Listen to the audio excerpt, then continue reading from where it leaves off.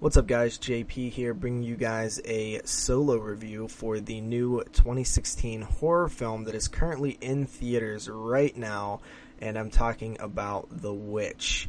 This film just premiered just a few days ago in a sort of wide release for theatrical. I just seen it last night, so I'm going to give you guys my complete review of the film. I will remain spoiler free because I do believe that this film is super new and it should not be spoiled, so I will leave it very, very, very spoiler free. I went with a group of co-workers and the whole theater experience was pretty cool. I hadn't been to the theater since 2013, which was when the Evil Dead remake hit. So I was really excited to go back, and my coworkers were really cool about seeing this horror film. Some of them were pretty excited, and we went and hit up a store called Cash and Culture, which is a store that sells sort of retro games and used DVDs. I picked up a few things there. So the night started off great, and then we went to the theater, got our tickets, popcorn, all that stuff, which, wow, man, I always hear about how expensive popcorn and Cokes are at movie theaters, but it's been a while since I actually got to see it up front and personal, and it is insane. But that's what happens when not enough people are seeing movies, and the theaters don't really make money off of the movie itself, but more off of the concession items, so that makes sense. Anyway, we're going to get into this review here. So The Witch from 2016 was directed by Robert Eggers, and this guy hasn't really done much, but I am very interested to see what he does in the future. This film follows a family in New England at the year 1630, where it opens up in a town hall meeting where they kind of have a disagreement with the people in the town, so they decide to move away from the town and kind of start their own life over out in the woods. This family originally was from England, and now they are in America. They're in New England, and they are out in the woods kind of fending for themselves. Of course, the family is struggling very much because of the brutal nature of the 1600s. They're trying to farm, they're trying to trap animals, they're trying to survive any way they can, sort of on their own, which leads to them all being a little stressed and on edge. Of course, all of this comes a little later. The first thing that happens is that the daughter is out in the woods with her little baby brother, and she's playing peekaboo. She closes her eyes, and next thing you know, the baby is gone. And we see a woman running with the baby through the woods. So now we have a missing baby, and the family is very distraught over this. I will kind of leave the story off there. There's a lot more to it and a lot more that happens, but I do not want to spoil it. So let's get into what I thought about the film. First and foremost, I gotta give props to the filmmaker for this being his first real big film. He did a fantastic job in his direction. The film looks great. The camera work in the woods really sets the tone and atmosphere. It feels natural. The film is shot extremely well. I gotta give props to that right away. Second, the score is really good. Definitely very effective in a theater with good sound. I thought that the acting was really effective, and I personally really enjoyed the performance from the father and the daughter. I thought the daughter's performance was really, really good. There's certain things that I absolutely loved about this film's story. I feel like the film's opening 10 minutes are very, very strong, very, very disturbing, and very, very intense, freaky, scary, all the other words that you can use to describe it. However, I also think that the film peaks at that moment. I feel like it never really escalates to that greatness that it achieved in the first 10 minutes. It's just one of those films that peak way too early and never get back to that level.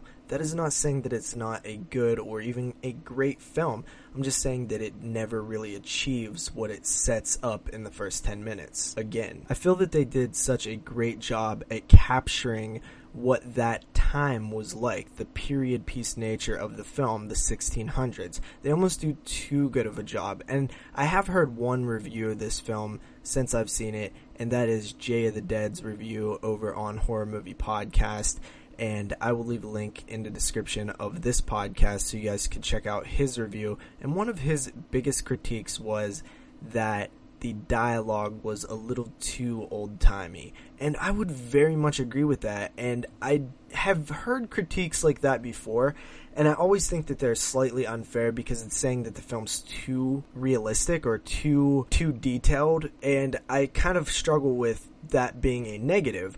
But at the end of the day, the film is there for us to enjoy. It is a movie at the end of the day, and when your target audience is Americans who will not understand some of the dialect that's in this film, I think it is a slight negative. I'm not going to say that it's a huge negative, but I didn't expect it to actually be as hard to hear as it was. There was certain scenes where I got the gist of it, I knew what they was talking about, but I missed strings of words that were thrown together that I had never heard or never heard put in order in that way. It was actually quite funny because I was almost wanted to reach up for the remote and rewind the film. Of course, I'm in a theater and I can't do that. There's a lot of religious undertones to this film, and I think that's great. I think that this film is very strong because of those religious messages and because of those religious tones and the time period in which religion was very, very key. They take the Bible and the Word of God very, very literally, and it's, the Bible, what was written, they take it extremely literally, which is how everybody used to take it. And I think that is key for this film to also be successful in what we see later in the film. We do see the witch. I don't think we see her enough. I love the way that the witch looks, though. I love the way that the type of witch that they used, that they decided to design and create.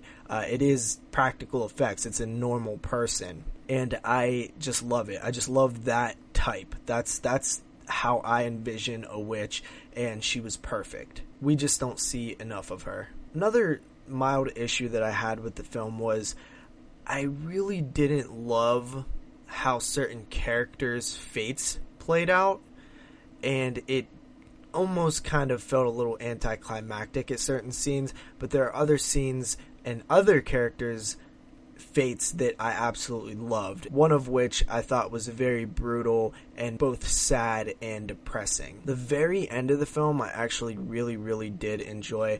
I like how it played out. This is a very serious and very realistic telling of how this stuff would be if it was in reality, witches and satanic things. I feel like this is the most real take that you can do on it, and I give the film mad props for that. It never gets too supernatural, it never goes way out in left field, and I'm glad that they were able to hold back. And they didn't just hold back with that, they held back on a lot of things. This is a very slow burn film. It's not a film that you probably want to take a group of coworkers to go see, and I did get that vibe at the end that everybody sort of liked it, but it wasn't the fun atmospheric party movie.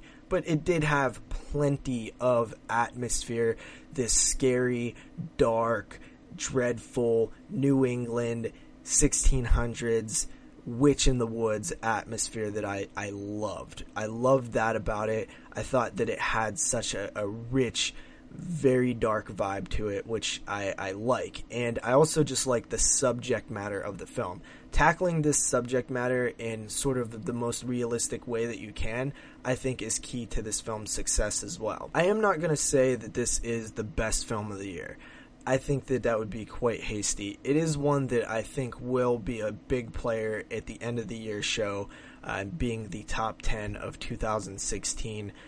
Jeremy has said that he thinks this is this year's Babadook, this year's It Follows. I wouldn't go that far and say that. I did really, really enjoy the film. I just don't think it is as amazing as some of the praise that you're hearing. But we did hear some great things. Stephen King said this film really scared him, and it has gotten a lot of interesting press. The Satanic Temple has endorsed this movie and actually has had several screenings of this film, saying that it is an impressive presentation of satanic insight and will inform contemporary discussion of the religious experience. I think that is both interesting and hilarious. But yeah, so at the end of the day, I think this film is a scary horror movie. It scared me twice, freaked me out. When I say scare, I don't mean like hiding under the covers about to pass out or anything. I'm just saying like it frightened me. It frightened me. It just made my heart beat a little bit and got me worked up. I think that people often kind of misconstrue what being scared means as an adult. It doesn't mean that I'm shaking in my boots. It just means that it thrilled me in sort of a frightening way. It just means that it got my heart pumping and I got a little nervous in my mind. Never mind, because no matter how I say it, I'm still going to sound like a wuss, and you guys are still going to be like, scared? What? Scared? I'm an adult. I don't get scared. What the hell is this guy talking about?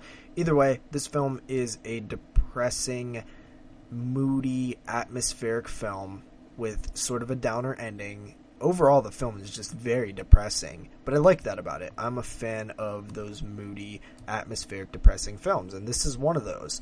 I think The Witch is a film that deserves the ticket admission price. You should go out and see it in a theater if it is near you. I do recommend that. I will not say that it is the best film of the year or even a amazing movie. It is a very good movie, and this film is a 7.5 out of 10.